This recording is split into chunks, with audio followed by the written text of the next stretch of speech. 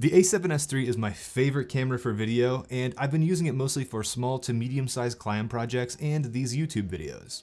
When I'm using this camera for clients, I'm mostly in a studio, and whatever the shoot calls for is how I end up rigging the camera out. But for these run and gun YouTube videos, there are some accessories that I have been using with it, and I find myself adding it to this camera to make things easier and quicker to shoot.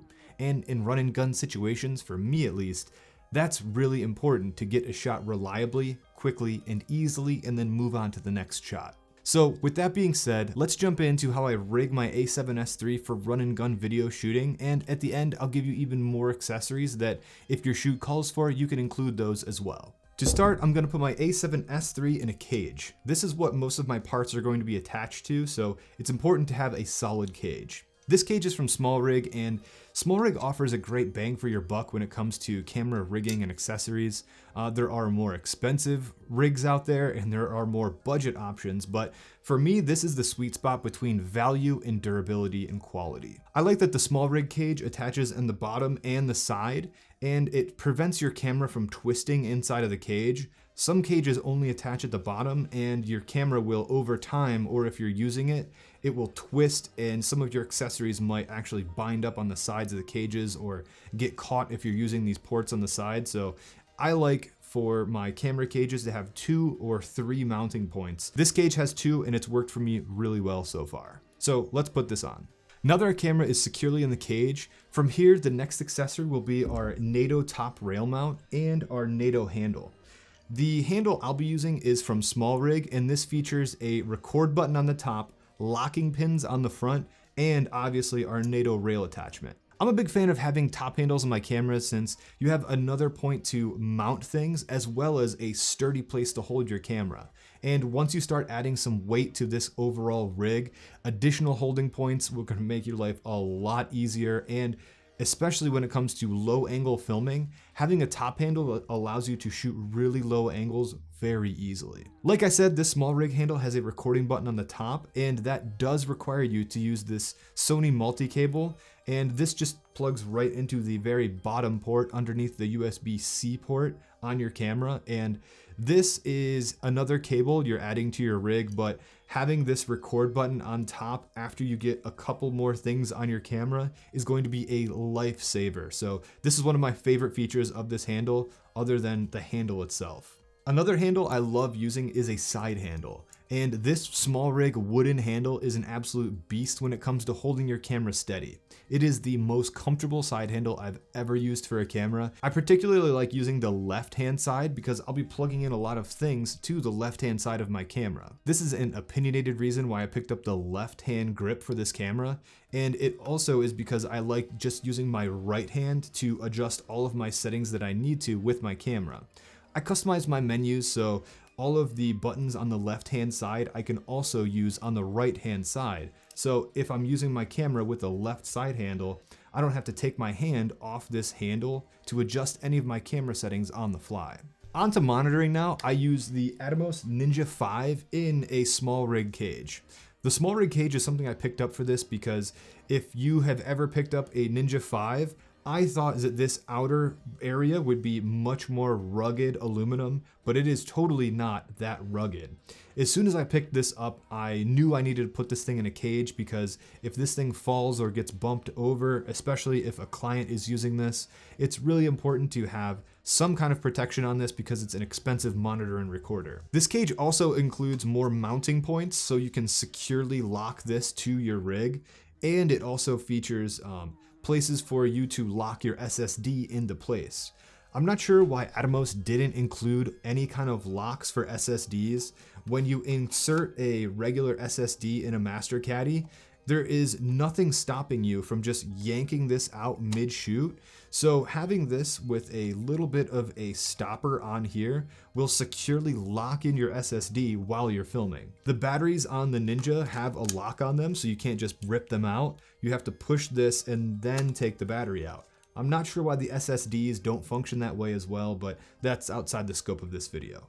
But I will be adding this monitor to my rig using another SmallRig locking monitor mount. This monitor mount is going to go on the front of our handle and attach to the bottom of our Ninja. So let's put that together right now. As for HDMI cables for the recorder, I have been using the coiled Condor Blue cable.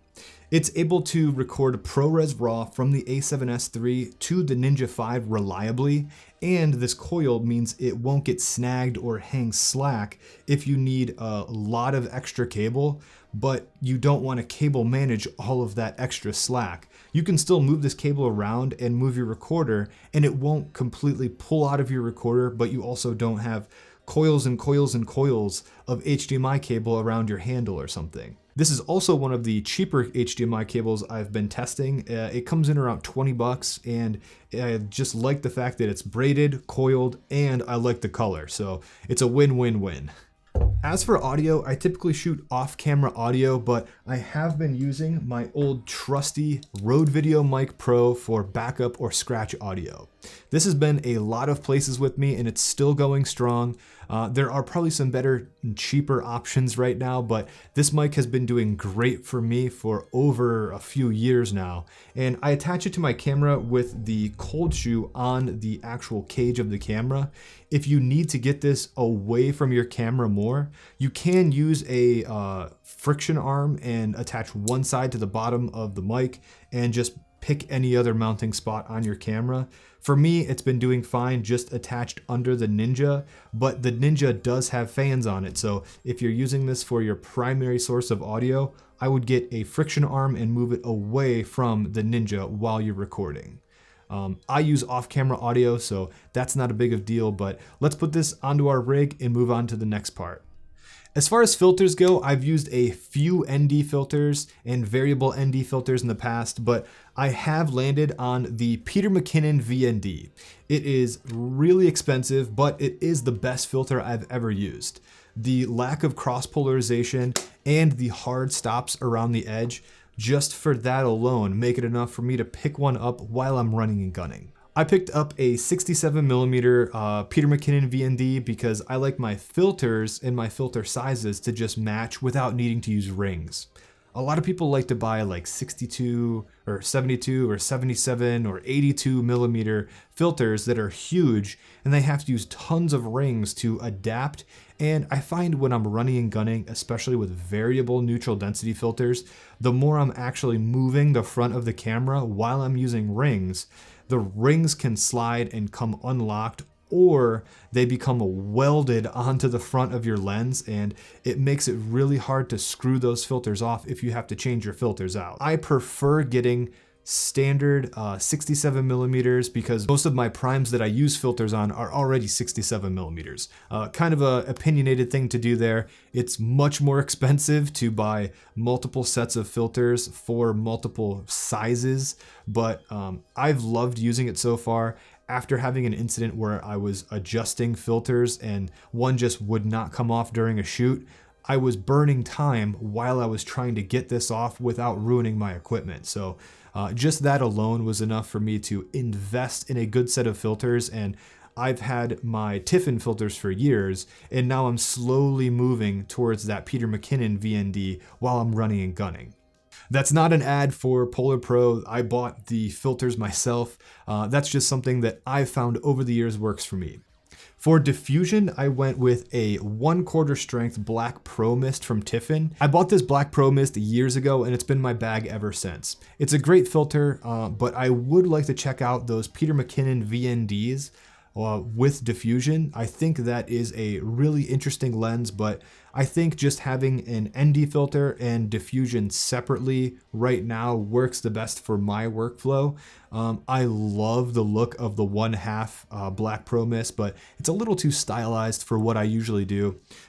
When I'm filming people especially, I'll throw on a little bit of a Black Pro Mist, and it just helps smooth out some of those imperfections in your skin, and it's almost like Photoshop in real life. So if you've never had a Black Pro Mist or some kind of a diffusion filter, I would definitely check one out. So moving on, my next thing I'm going to add to my rig is storage.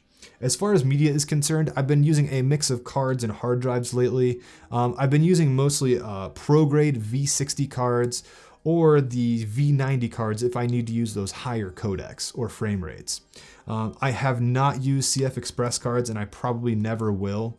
But I have been using these SanDisk SSDs. I have a 1 terabyte and a 500 gigabyte SSD, and I've been loving them with my Ninja 5. Again, I have some opinions about the best storage solutions for the A7S III, so if you'd like to hear me talk about storage and what makes the most sense depending on what you're shooting, let me know in the comments below and I will gladly make that video. Okay, moving on before I make a rant video about storage, I will be going over my bonus A7S III accessories for this rig. These things are not really specific to like run and gun, but if you have a shoot that requires these tools, they could be really beneficial. This just depends on what shoot you're going for. When I just need to go out and shoot something, this is how my camera will look 99% of the time. But there's always those other reasons when you need to add more accessories. Wireless audio is another common thing to add to a rig like this. If you're filming someone sitting down, I like to use a mic boomed overhead like I'm using here, but if you have someone that's walking around, or if they're moving around when they're picking things up off of a table, it might be better to use a lav mic to get better audio there. And this camera has multiple mounting points that you can put any kind of wireless receiver onto here, so you can put it on one of the cold shoes on the handle or on the side to keep it out of the way. But there are multiple ways to rig the wireless audio from your source to the camera that you can monitor it really easily from this rig, just because there are so many mounting points available. Additional powering options for this camera is another great addition. I'm not a really big fan of using V-mount batteries in run and gun situations like this. They often just introduce a lot of weight and cables that are easy to snag and kind of a mess to cable manage. But sometimes on a long shoot, you do need those additional powering options for your rig. Introducing more weight and cables might make it easier for you to just not have to worry about powering options for all of your individual components of your camera. I typically don't do a lot of shoots that are like full day long shoots that I don't have an opportunity to just swap a battery out, since I have multiple NPF and Sony and rechargeable batteries for all of my parts already. I like keeping my kit as wire free and lean as possible. Lighting is another addition that just depends on what kind of shoot you're going for. On-camera lighting is something I try to avoid at all costs. I don't really like the way it looks, but back to that moving subject example, sometimes adding a little bit of on-camera fill light to your subject is exactly what you need. So I've been using these little LED panels, and for these I just use a friction arm to just position it wherever I need it on the side of my cage or on the front. The next addition is something that we're kind of venturing into huge rig world, and that is a matte box. And I typically never use a matte box for filming run and gun stuff. I don't like adding rails unnecessarily to a camera. Like if you need to add rails to something, you need to have a very good reason to do so, because it makes the overall footprint much larger and it just makes everything heavier at the end of the day. You have to carry this camera around with you, and if you can get away with something in this lean of a package without using a matte box for your filters, then I would really like to do that. That being said, sometimes your shoot does call for that though. I don't have any matte boxes to show you, but this is something that I see a lot of people put on their cameras really often. You will look more official, I guess, but most of the time when I see people running and gunning with a matte box, it just is a little bit overkill. That's my opinion about matte boxes for run and gun, but if you already have those filters, then by all means, buy a matte box and some rails and use those filters. There are so many options out there when it comes to rigging a camera, but these are the ones that I keep coming back to. This rig allows me to get my shots going quickly and easily and then move on to the next shot without needing to take a bunch of stuff down or having too much stuff that's not really necessary for me. As well as being easy enough to hand to someone and being able to tell them to tap the subject on the screen to keep focus and then press the big red record button and just follow the subject around. Sometimes you don't need an amazing cinematographer to just get one small shot, and a setup like this is really awesome for beginners that don't know anything or advanced users that really want to customize everything down to their specific needs. If you enjoyed this video, like it and share it with a friend. If you didn't enjoy this video, share it with someone you don't like. Thanks for sticking around to the end, and I'll see you in the next one.